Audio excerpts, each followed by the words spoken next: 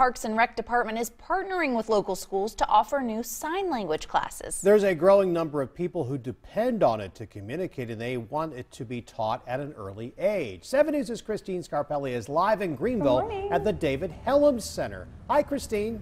Did you pick up on that last tease? Did you guys? We did notice. You got that? Yeah. You got that? Okay, very good. And then it was, how are you, right, Shannon? You kind of just point, how are you? Are you good, right?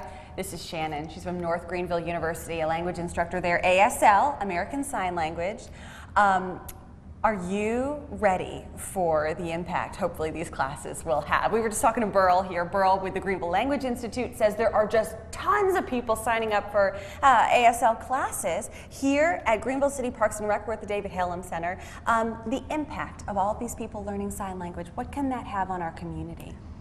Well, we have a large group of people in the community who are deaf or hard of hearing, and they love to come together, and they go to the mall, they go to different restaurants, and they invite the signers to come and join them.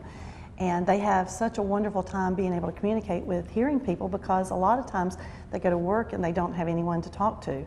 Maybe, you know, the pleasantries, but nothing really in-depth conversation. And so they have an opportunity to have communication with anybody and not just with those people in their family. And at NGU, North Greenville University has several great programs and classes, right? What does that look like? Well, we have 13 classes now. We started with one 17 semesters ago, and now we have 13 classes. ASL 1 through 6, receptive skills, deaf culture 1 and 2, language development, linguistics, and this year we have evangelism for the deaf, so people who want to reach the deaf for the gospel, they can take a class with an IMB missionary for the deaf. You told me something that was fascinating, and if you don't mind taking the video down just so people can see Shannon signing, there is not necessarily a translation of the entire Bible, right? No.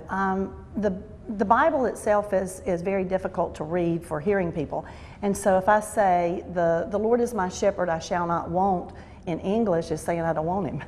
And so you have to change the whole thing. And so there's only a few of the books of the Bible that's completely translated in ASL. Unbelievable to me. Never knew that. Real quick, lastly, there are so many different ways this can be used. We were talking about a couple of them, even those with special needs, right? You have stroke victims that can't speak. You have kids who are autistic, maybe they don't want to speak. You have Down syndrome, and just kids who maybe have a cleft palate. Just different things, and just communicating with your kids when you can't talk in front of things. You can say, sit down and be quiet. Oh, brilliant. Yes. But we're going to say, guys, photographer Ryan and I, as Shannon suggested, we learn this so we can talk to each other and yell at each other when we have to be on TV. This was all Shannon's idea, right, Shannon? No.